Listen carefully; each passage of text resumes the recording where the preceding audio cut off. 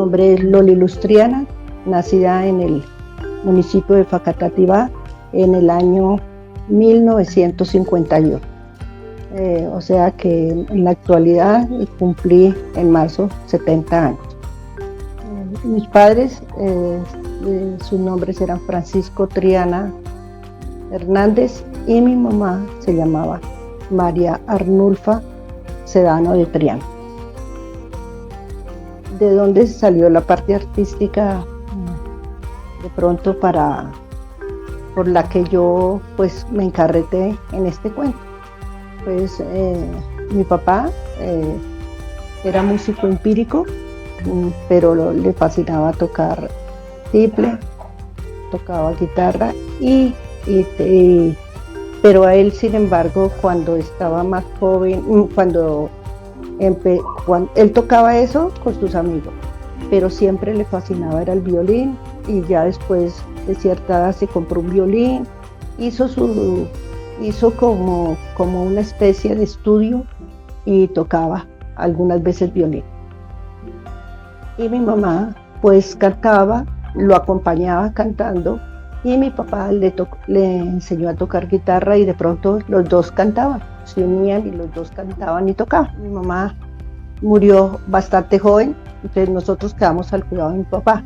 Entonces a mí me internaron desde muy pequeña, estudié con monjas de la Presentación. Yo estudié en Facatativá, estudié en el Colegio de la Presentación, y después mi papá me trajo para Chía, que había un colegio que se llamaba Colegio de la Presentación, Instituto Catequístico, normalista, porque era para profesora.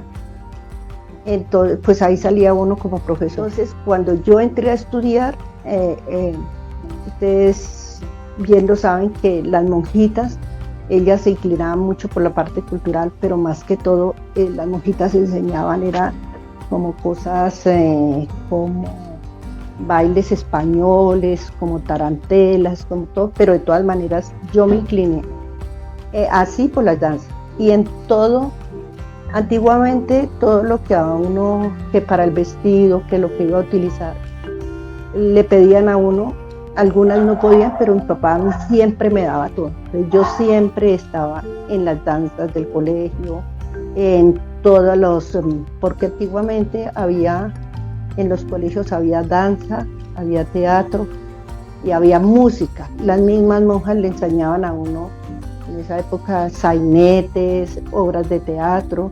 Se celebraba el Día de la Madre y eran danzas, y todo era enseñado por las monjitas. No era que hubiese profesores de danza, sino todo lo que sabían las monjitas, y de ahí pues siento que nació mi inclinación por ya más adelante ya cuando estaba en la normal, que uno salía a hacer sus prácticas y todo eso, pues yo ya averiguaba y veía cómo bailaban los ancianos, por ejemplo, acá en el municipio de Chía, donde nos sacaban a prácticas. Entonces miraba uno cómo bailaban los viejitos, pues a uno le daba en ese tiempo pues risa y de todo eso, pero más adelante fue cuando ya comprendí, entonces ya me fui a vivir a Fusagasugá, y de ahí ya empezó como toda esa vena artística en mí, a empezar más que todo la investigación. Yo quería saber de dónde salían esas danzas, y empecé a hacer como averiguaciones, todavía no existía el Patronato Colombiano de Artes y Ciencias, no existía nada de eso, pero sí existía el libro de Octavio Marulanda y de Gladys González, era un libro grande, estaba el de Javier Ocampo López, estaba el de Jacinto Jaramillo, habían libros así, y yo pues leía, y sin embargo también investigaba, y donde me gustaba era ir, por ejemplo, a los pueblos donde habían fiestas y que presentaban danzas, y habían en muchas partes donde decían que la danza era pues del mismo municipio, y me gustaba ir mucho a la parte del Tolima. Yo fui mucho al Espinal, a Natagaima, como a saber de dónde sacaban esas danzas de los matachines. Yo me investigaba mucho esas cosas y me fascinó. Yo dije, pero si hay por acá en el Tolima, si hay en estos otros departamentos, porque no hay en Cundinamarca. Y entonces un amigo me dijo, usted tanto que le gustan las danzas, usted no ha ido a mirar a Pasca, una danza que sacan en tal parte. Y yo le dije, ¿cuándo? ¿Qué día la sacan? Yo fui a averiguar y me dijeron que no, que eso salía hasta diciembre. Y pues un diciembre pues fui para allá y fue cuando vi ese espectáculo tan bonito que hacían los campesinos y de dónde salían y cómo lo hacían y todo eso. Ahí me dijeron que estuviera allá desde las 7 de la mañana para mirar cómo bajaban los campesinos y cómo se desarrollaba esa danza. Y ahí me inicié y yo todo lo investigaba. Todavía no había empezado todavía a estudiar danza ni nada. Entré después pues ya terminé mi normalista y empezaba a trabajar en unos colegios y lo que me nacía o lo que veía, yo lo trabajaba. Sinceramente, antiguamente uno veía a la gente que eran espontáneos, allá nunca había un concurso, nunca había nada. Uno encontraba a los músicos tocando en los municipios, un día domingo, se encontraban músicos por un lado y otro, pero era solamente como rascando esas guitarras sin ninguna técnica ni nada, era el zurrungo para allá y para allá y para acá, pero no era que verdadera mostraran como de pronto ahorita se escucha como con una estudiantina o con una agrupación que verdaderamente le dé técnica a lo que están haciendo. No, esos eran empíricos pero a ritmo de todo lo que ellos hacían, la gente bailaba. Les explico, por ejemplo, con la danza de los negros. Cuando yo fui allá y vi por primera vez esa danza y todo, y sobre todo eran muy disciplinados, la gente, alguien dirigía y todos como que se ponían pilas a recoger, a cuadrar las cosas cuando tenían que hacer. Yo quedé muy admirada. Le daba a uno tristeza porque en esa época ni siquiera una filmación, entonces uno buscaba todo, pero la mejor fotografía era que uno iba y lo veía en vivo, entonces uno veía cómo eran los colores de las cintas que utilizaban y todo eso, porque en la foto que uno sacaba ya salía era en blanco y negro, entonces uno no podía mostrarle a otras personas y explicarles nomás, pero fue muy bonito y desde ahí pues yo me hablé con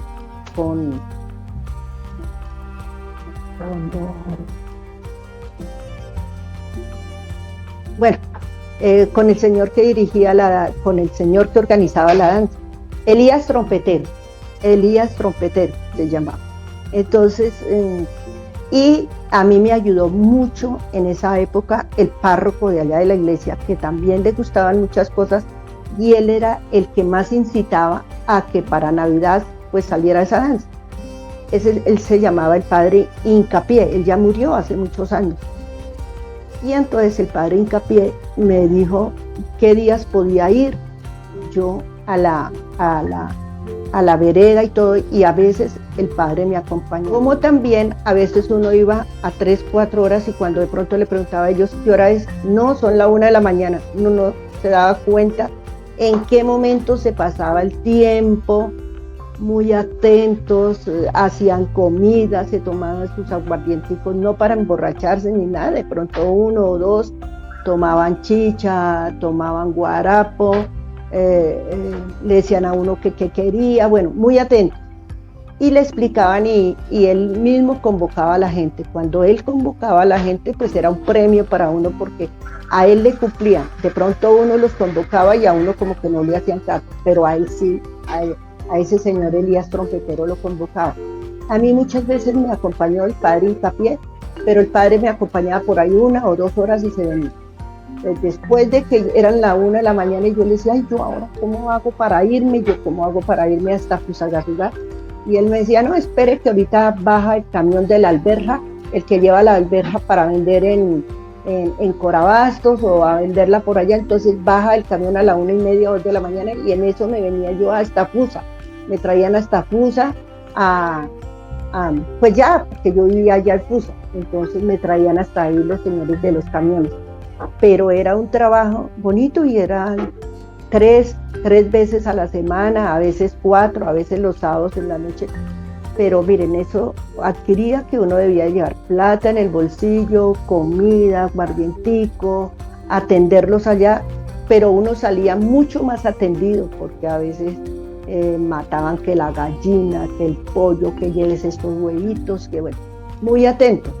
De pronto uno traía más de lo que invertía. Eran muy atentos. Por ejemplo, ese palo donde trenzaban la cinta era un palo como de unos 6 centímetros de diámetro, pero tú lo levantabas y parecía que estuvieras levantando el palo de una colombina. No pesaba nada, nada, nada. Y era fuerte, fuerte.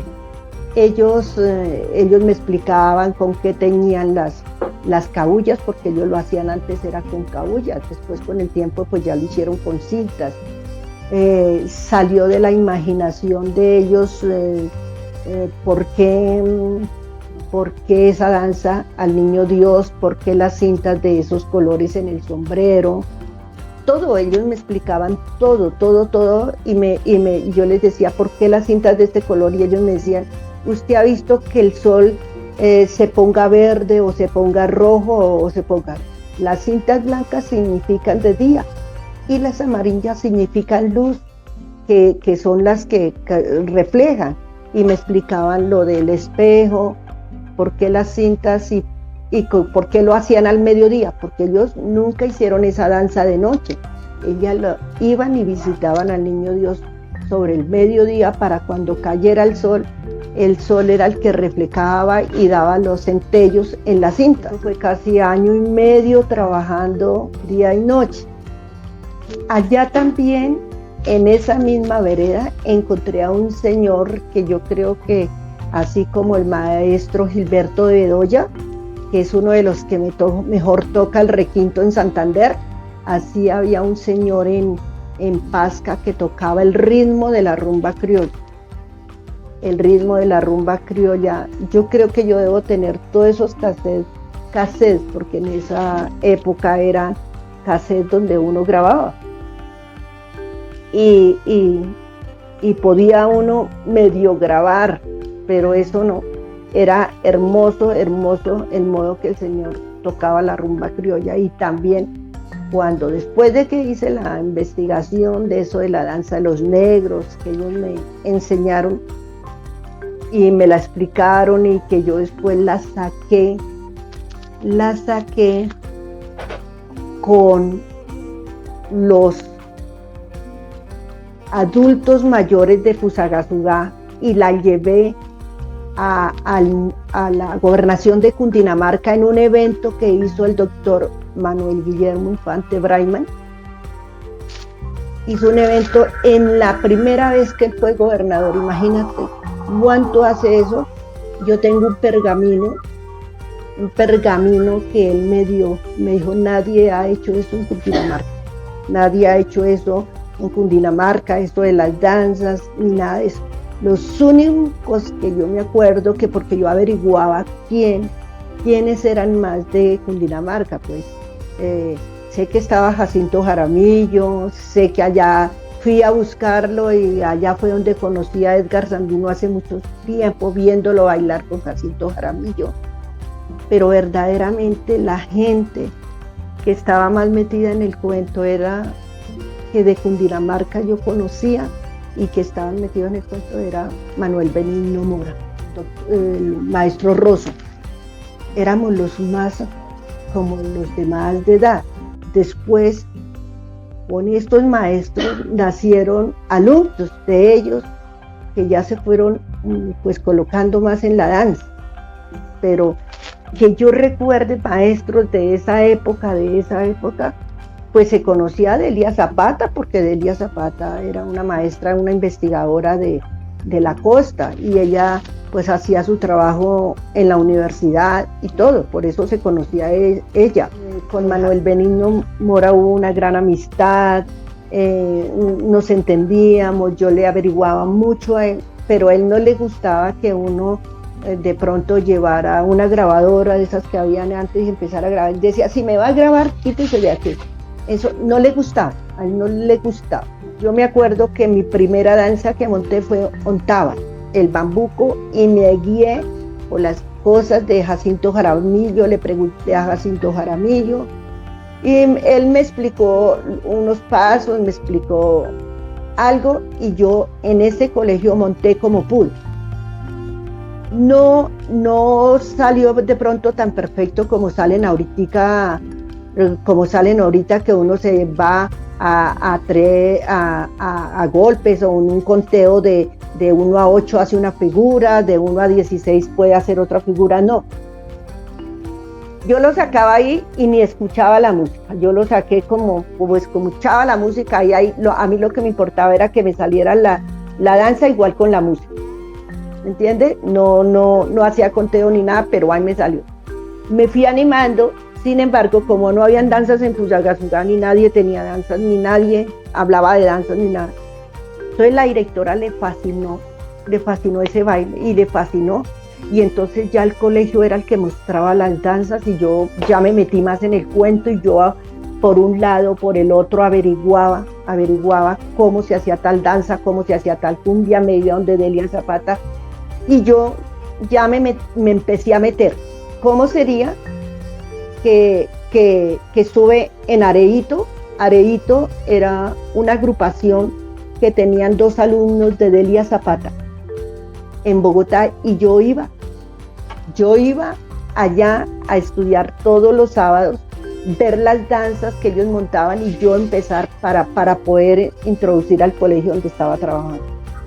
Empezaron a salir personas así, y ya empezaron a hacer varios concursos. Ya no era solo concurso en Fome, que ya era el concurso en Zipaquirá, ya era el concurso, pero siempre los jurados eran personas de Bogotá, como puedo decir Edgar Sandino, en ese tiempo maquilladores no, sino personas que eran como de la parte cultural, Luis Ernesto Moreno, así conocidos, no.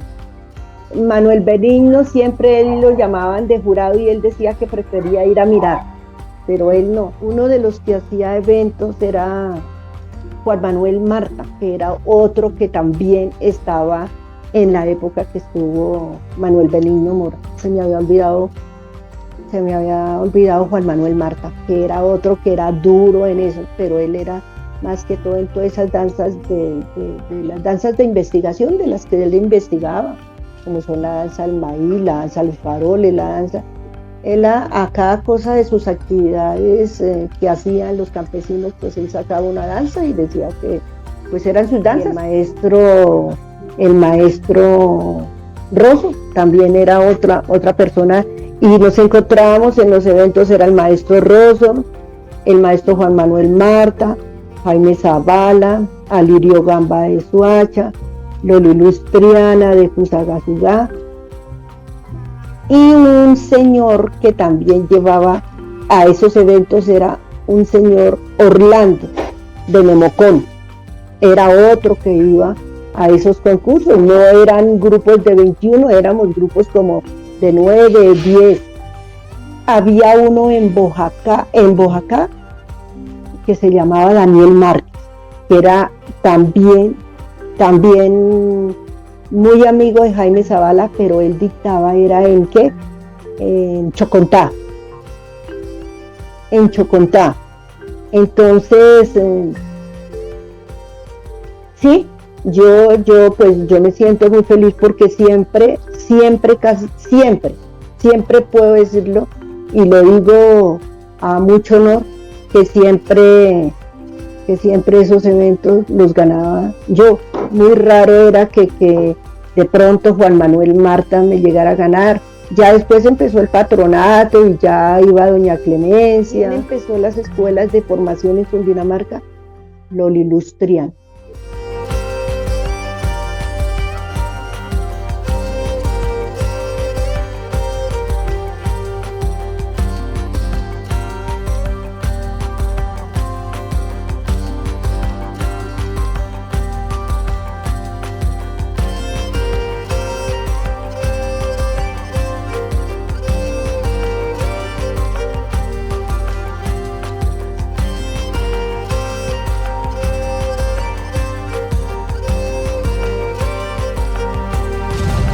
Folclornet, del estudio del folclor a su vivencia.